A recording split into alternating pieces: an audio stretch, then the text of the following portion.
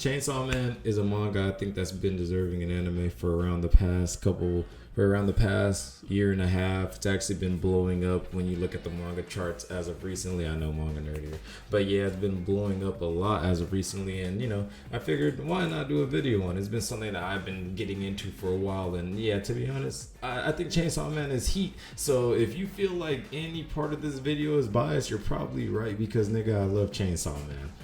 Just from there's so many things to love about Chainsaw Man. When you look at the anime style of choice, I really do believe that the animation style, that direction that they went into, was something that Fujimoto, the author, had actually had his sights on going for a long time now. He's actually a guy that's been further into movies and enjoys the stylistic choices of how movies take their shots. That's why, for example, when you look at certain scenes and how certain shots are shot within Chainsaw Man, I feel like I said shot like 3 times, but how certain shots and scenes are in Chainsaw Man, you will notice that has a movie-esque feel to it. Let's look at Makima in the car scene, for example, whenever it pops up.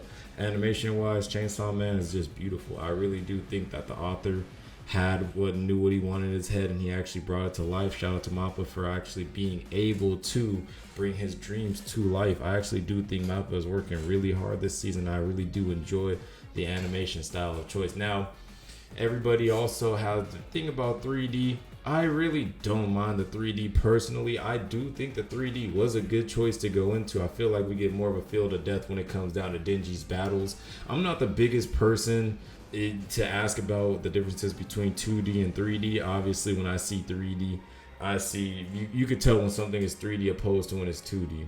So as of right now, I really have no gripes about the Chainsaw Man animation. I do think that they did really well. I think that they should keep going in this direction, especially because something new. Usually when you look at other animes, you kind of get the same feeling from them as you did from the last anime that you saw. The animation is not as cracked as it usually would be, or as nice as the Chainsaw Man anime did. Just from looking at the opening scenes and visuals, I enjoyed the moments how, if you didn't know this, that the opening actually has 8+ movie references within it. Yeah, there's 8+ movie references within it if you would like to look it up, because I ain't got time to put in all those movie references on here, so you can look that up on your own time. But whenever you do, it's actually pretty nice how Chainsaw Man actually gets it in.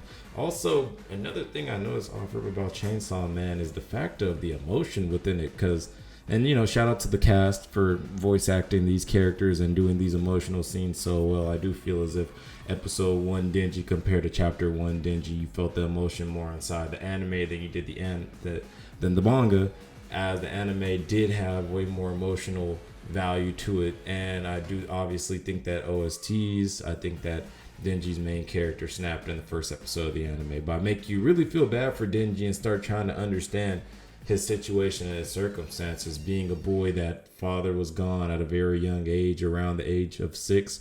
Father being gone, having to repay his father's debt to the mafia. There are Yakuza out there. It's just crazy.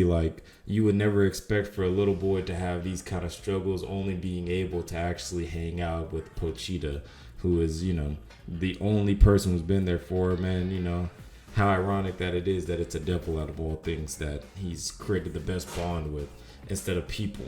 Just showing that, devils within the world Chainsaw Man aren't always bad. Now, they are a devil first, but it's funny to say that. They are a devil first, but when it comes down to it, look at Power, for example. She's not as bad as somebody like any other devils that come on later down the line.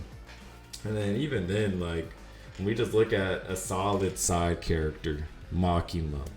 Best girl right there, bro. Makima is so bad. Y'all wouldn't even understand, bro. Y'all would not understand. She is literally the main draw to Chainsaw Man. She is the number one. The number one. Name a female in fiction better than Makima that looks better. You can't, and I don't hear anything, so I'm just gonna take that as a no. There is no one that looks better than Makima. And I'm done trying to be a Makima stan right now. Let me chill.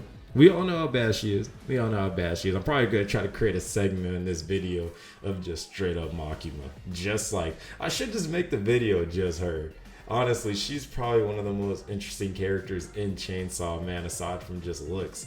Just even when you look at the most recent scene when she was on the train and she got shot and then decided to just come back.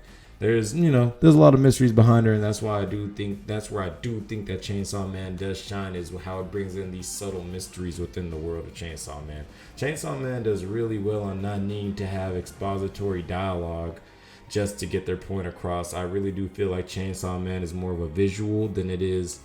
I would even know the word exactly as of right now for something that's more word spoken, but it's more of a visual anime than it is anything else. You really have to learn through how these characters are, through their faces, through certain actions that they take. It's not just gonna be fed to you. It's just something that you would actually have to pay attention to. And then even like there's a lot of characters within the series who actually go through these same patterns. Like when you look at Denji, for example, like I said, Denji's living a very hard life, viewing something as peanut butter with a bunch of random assortments on it, or not assortments, but random condiments on it. He views that as a luxury.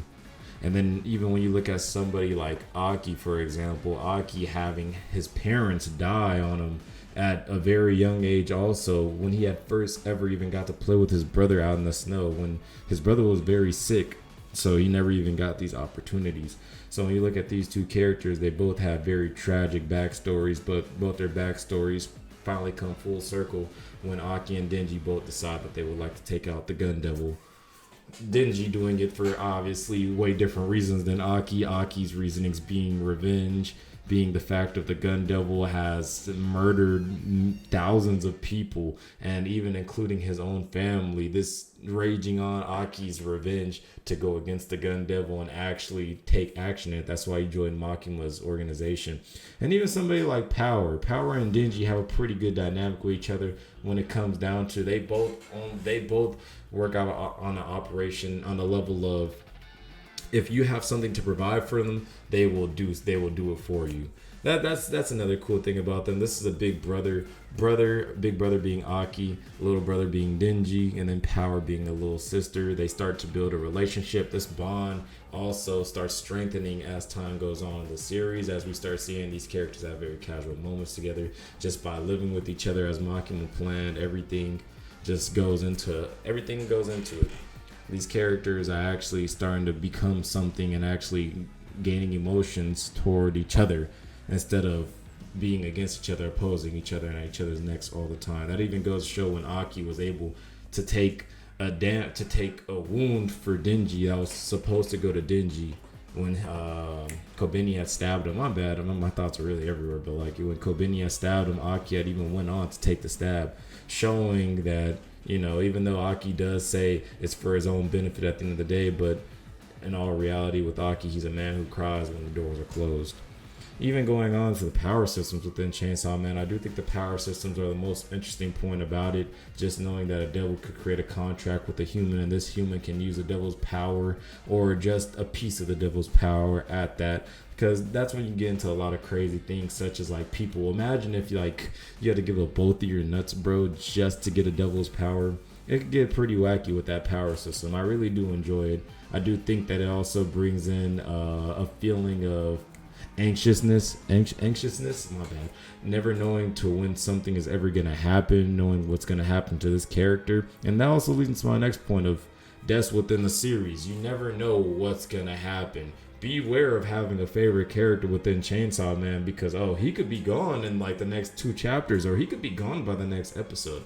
You will never know. The Chainsaw Man author Fujimoto actually has no issue killing off characters, and I do enjoy that in this world, that it's not a guarantee that your favorite character will stay, or even being your less favorite character, they also will die. Overall, my opinion on the anime is I actually really do think it's really nice, from visuals down to fight scene. It has some amazing fight scenes, probably some of the best that I've seen in a while, besides from things like Mob Psycho's hanging with this season, but that's for another video, I think, animation wise and fight scenes wise.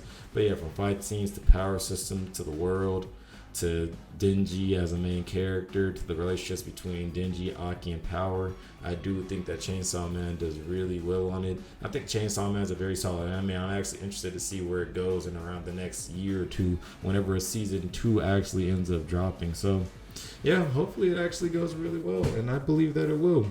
And again, thank you guys for getting my last video to 400 plus views. That was crazy. I wasn't even expecting that kind of